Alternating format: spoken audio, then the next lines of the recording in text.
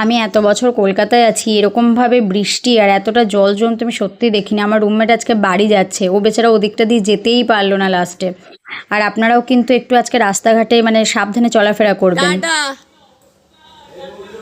হ্যাঁ হ্যাঁ দেখেছি তো। ওই দিকটা দিয়ে এক কোমর জল বলে আবার বেচারা ও এই দিকটা দিয়ে আসলো। আমি ওকে বললাম আজকে বাড়িতে যাস না, কারণ আজকে খবরে দেখাচ্ছে লোকাল ট্রেন, মেট্রো, র্যাপিডো অনেক কিছুরই কিন্তু খুব প্রবলেম হচ্ছে। তো আপনারা যে যার মতো মানে বাইরে বেরিয়েছেন সবাই একটু সাবধানে চলাফেরা করবেন। এদিকে আবার সকাল থেকে লোডশেডিং, কখন কারেন্ট আসবে জানি না, তাই সকালে উঠে সমস্ত কাজ সেরে নিয়েছি, জল টল ভরে রেখেছি, কারণ পাম্প কখন চলবে না চলবে জানি না।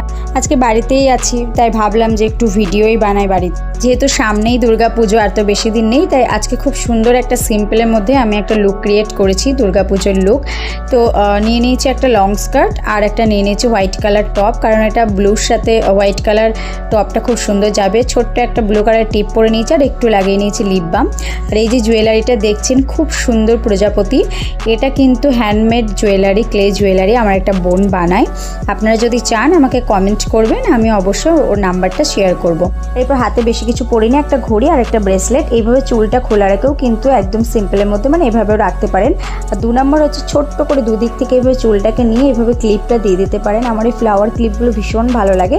আর নিয়ে নিয়েছি আমার ওখানের একটা বটুয়া ব্যাগ, মানে শান্তিনিকেতনের একটা বটুয়া ব্যাগ। ব্যাস আমি কিন্তু একদম রেডি আর খুব সিম্পলের মধ্যে লুকটা করেছি।